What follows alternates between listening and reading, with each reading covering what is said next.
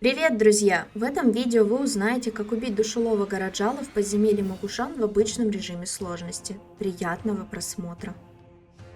Бой с боссом сильно напоминает тролливали ХМ с Катаклизма.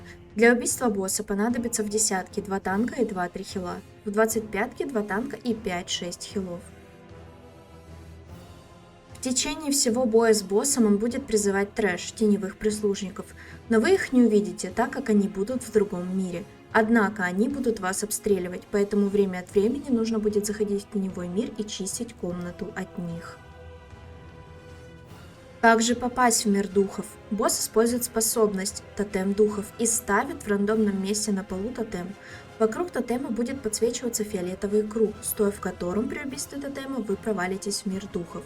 В десятке проваливаются в мир духов 3 человека, 2 ДД и хил, в 25-ке 5 человек, 1 хил и 4 дамагера.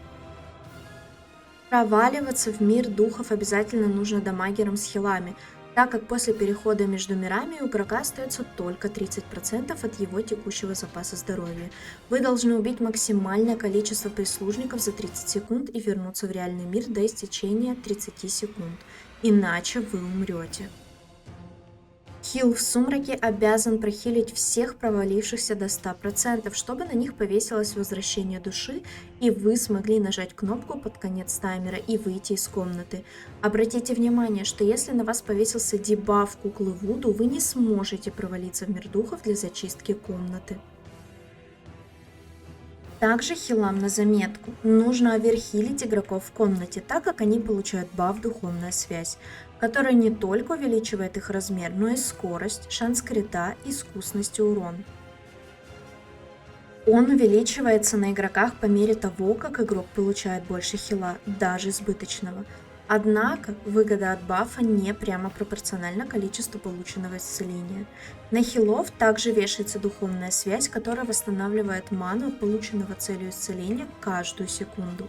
Если комната чистая и вы настаканы, то выходите из нее и не дожидайтесь 30-секундного таймера. В описании к видео оставлю ссылку, чтобы вы могли изучить способность духовная связь для каждого класса. Также во время боя с боссом босс будет кидать на мейн танка и 2 случайных игроков дебаф кукла Вуду.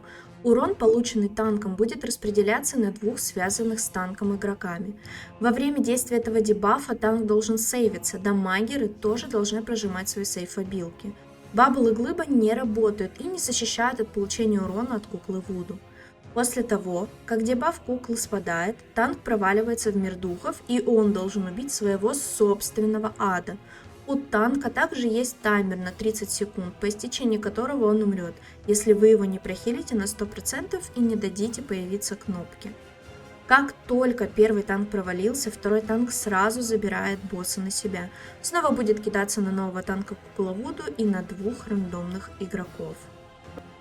Время от времени босс будет выполнять следующие атаки вместо обычных атак ближнего боя. Широкий удар ногой, могучий кулак, правый хук и левый хук. Эти атаки наносят цели урона темной магии и игнорируют эффекты поглощения урона. Одна из них конусная, поэтому перед боссом никто не стоит, кроме танка. На 20% босс впадает в бешенство. В состоянии бешенства он атакует на 50% быстрее в ближнем бою и наносит на 25% урона больше.